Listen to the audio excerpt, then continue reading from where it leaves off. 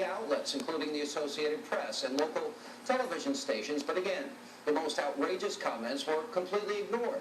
This is further proof that the mainstream media has been in the pocket of Barack Obama since the day that he arrived on the national stage.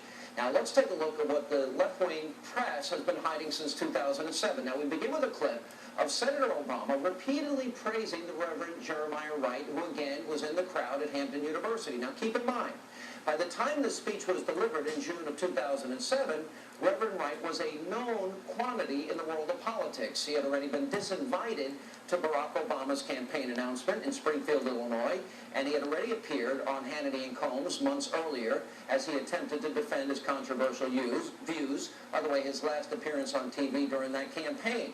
And yet here's what then Senator Obama said about him then. And then I've got to give a special shout out to my pastor, the guy who puts up with me, counsels me, listens to my wife complain about me. He's a friend and a great leader, not just in Chicago, but across the country. So please, everybody, give an extraordinary welcome to my pastor, Dr. Jeremiah Wright, Jr. President of the United States of God. Where's he at? There he is. That's him. That's him right there.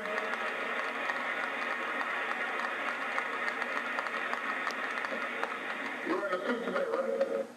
Now it gets even worse as candidate Obama then injects a heavy dose of racially charged rhetoric into his remarks, speaking about Hurricane Katrina. He goes off script, and he claims that the victims of that storm were ignored by the government. On the other hand, 9/11 survivors and those impacted by Hurricane Andrew, they received endless government assistance. Watch this.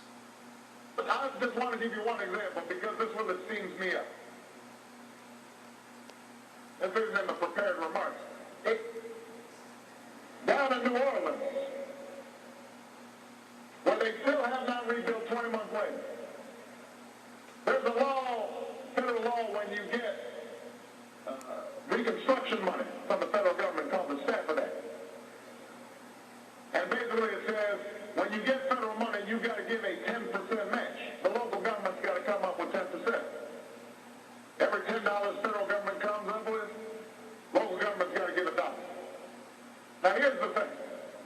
When 9/11 happened in New York City, they waived the Stafford Act. Said this is too serious a problem. We can't expect New York City to rebuild on its own. Forget that dollar you got to put in. Well, here's $10. And that was the right thing to do. When Hurricane Andrew struck in Florida, people said, look at this devastation. We don't expect you to come up with your own money here.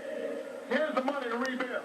We're not going to wait for you to scratch it together because you're part of the American family. What's happening down in New Orleans? Where's your dollar? Where's your Stafford Act money? Makes no sense. Tells me the bullet hasn't been taken out.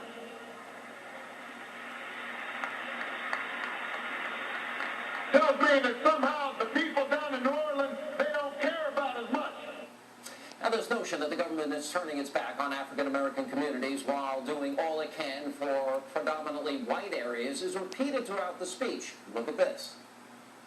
And that's why we need additional federal public transportation dollars flowing to the highest need communities. We don't need to build more highways out in the suburbs. If we have people in the cities right now who want to work but have no way to get into those jobs, we've got to help connect them to the jobs that exist. We should be investing in minority-owned business in our neighborhoods so people don't have to travel from miles away.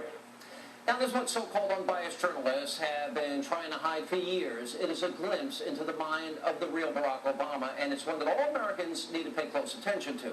Joining me now to talk about this video is the man who broke the story, Tucker Carlson, from the